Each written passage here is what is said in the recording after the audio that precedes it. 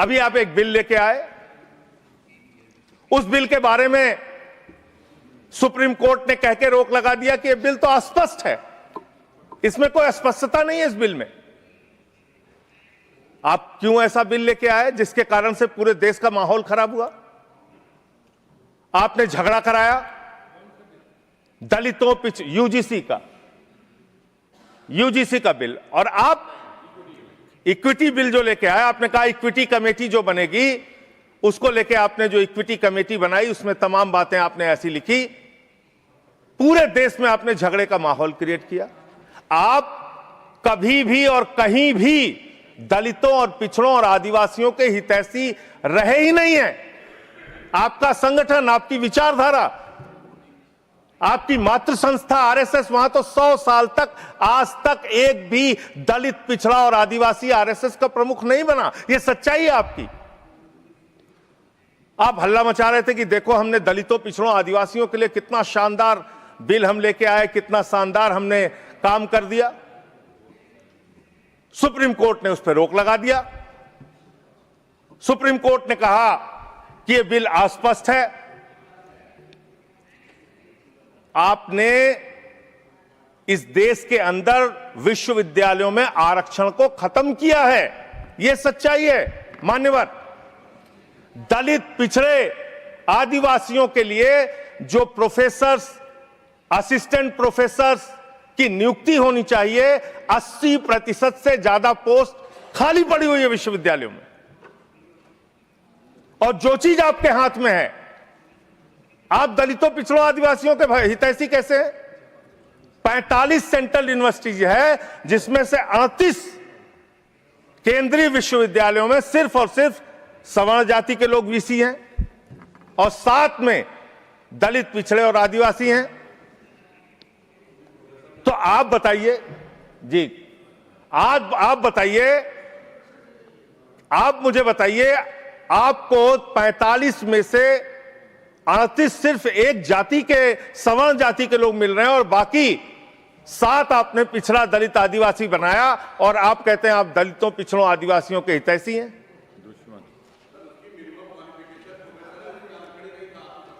किसमें?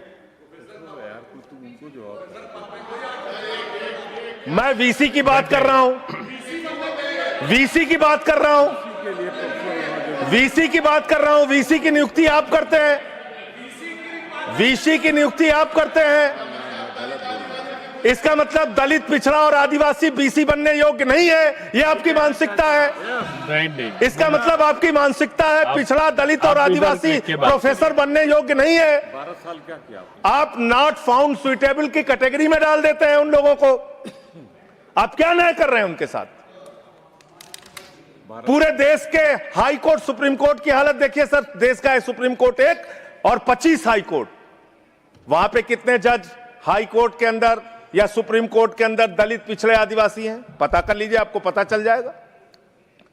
तो अगर कहीं उनके साथ न्याय की बात आती है तो आप न्याय नहीं, नौटंकी करते हैं, जानबूझ के दिखाने की कोशिश करते हैं कि आप उनके हितैषी हैं, जबकि आप हैं नहीं। आपको है ना, और पूरे देश का वातावरण खराब किया आपने। मैं इस सदन के अंदर आपके माध्यम से सरकार को प्रस्ताव देना चाहता हूं, अगर आपकी नीयत साफ है तो हर विश्वविद्यालय में 2 तरह की कमेटी बनाइए। एक जो सिर्फ और सिर्फ कास्ट डिस्क्रिमिनेशन को देखे, यानी कि जाति के आधार पर भेदभाव को देखे, और दूसरी कमेटी आप वहां पर बनाइए जिसमें कि हर प्रकार के भेदभाव को आप कवर कीजिए। कोई झगड़ा ही नहीं होता। भाषा के आधार पर भेद, लिंग के आधार पर भेद, किसी भी प्रकार का भेद, उसको देखने के लिए एक कमेटी बनाते और जाति के आधार पर हो रहे भेद को देखने के लिए एक कमेटी बनाते। कोई झगड़ा ही नहीं होना था।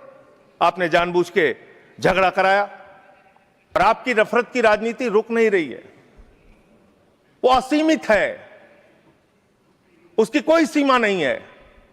पहले हिंदू को मुसलमान से लड़ाओ, फिर हिंदू को सिख से लड़ाओ, फिर हिंदू को ईसाई से लड़ाओ, फिर हिंदू को हिंदू से लड़ाओ, जाट को गैर जाट से लड़ाओ, मराठा को गैर मराठा से लड़ाओ, दलित, पिछड़े, सवर्ण को आपस में लड़ाओ। दूसरी बात मान्यवर, अभी मैं पिछले दिनों एक पदयात्रा कर रहा था मिर्जापुर से लेकर काशी तक। और उस दौरान काशी के अंदर मंदिरों को तोड़ने का मामला सामने आया। मणिकर्णिका घाट को तोड़ा गया, मान्यवर, मणि को तोड़ दिया गया, माता अहिल्याबाई होलकर जी की प्रतिमा को तोड़ दिया गया। और वो वीडियो मैंने ट्वीट कर दिया तो मेरे ऊपर उल्टा मुकदमा लिख लिया गया।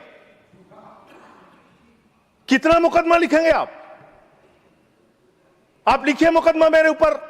मान लीजिए मैं झूठ बोल रहा हूं, आपकी पार्टी के नेता सुमित्रा महाजन जी, उन्होंने कहा कि माता अहिल्याबाई होलकर जी की प्रतिमा तोड़ी गई, मणिकर्णिका घाट को तोड़ा गया। आपकी पार्टी के नेता और केंद्र राज्य सरकार के मंत्री रविंद्र जायसवाल, उन्होंने कहा मणिकर्णिका घाट को तोड़ा गया, मंदिरों को तोड़ा गया, माता अहिल्याबाई होलकर जी की प्रतिमा को तोड़ा गया। आप उन पापियों के खिलाफ कार्रवाई करने के बजाय मेरे ऊपर एफआईआर कर रहे हैं। आप ऐसा शब्द मत बोलिए। जिन लोगों ने तोड़ा, मान्यवर, जिन लोगों ने मंदिर तोड़ा, उन गुनहगारों को मैं चाहता हूं, चलिए गुनहगार कह देता हूं, भाषा शैली में चलिए मान्यवर गुनहगार संयम के साथ साथ उन गुनहगारों को जिन्होंने उस पुरातन पवित्र मणिकर्णिका घाट को तोड़ा, माता अहिल्याबाई होलकर जी की प्रतिमा को तोड़ा, कार्रवाई उन पे करने के बजाय आपने मुझ पर एफआईआर कर ली। मैं आपके माध्यम से सरकार से मांग करता हूं, अगर आपने कोई तोड़फोड़ वहां पर नहीं की है, 3 सदस्यों का, और तीनों बीजेपी के रहे, मैं तो कह रहा हूं 3 के तीनों बीजेपी के लेके जाइए आप। 3 सदस्य भेजिए बीजेपी के संसदीय दल के, और वहां पर दिखाइए कि माता अहिल्याबाई होलकर की प्रतिमा है, वहां दिखाइए मणिकर्णिका घाट को नहीं तोड़ा गया है, और फिर जो कार्रवाई आप मेरे ऊपर करना चाहें कीजिए। आपने काशी को बर्बाद करने का एक मन बना लिया है। काशी कॉरिडोर के नाम पे आपने सैकड़ों मंदिर वहां पे तोड़ दिए, वहां पे शिवलिंग लंका थाने में पड़े हुए हैं। यह घटना अगर किसी विपक्ष के राज्य में हुई होती, आप पूरे देश में हंगामा कर देते, फसाद करा देते पूरे देश में। लेकिन आपने वहां मंदिरों को तोड़ा, पवित्र घाटों को तोड़ा।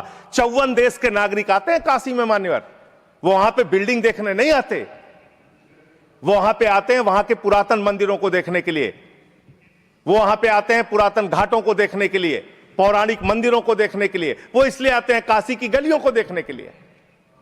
आप वहां तोड़फोड़ कर रहे हैं।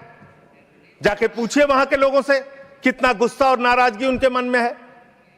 लेकिन आपको धर्म में भी धंधा करना है, हर जगह धर्म के नाम पे भी धंधा करना है, वो काम आप वहां पे कर रहे हैं।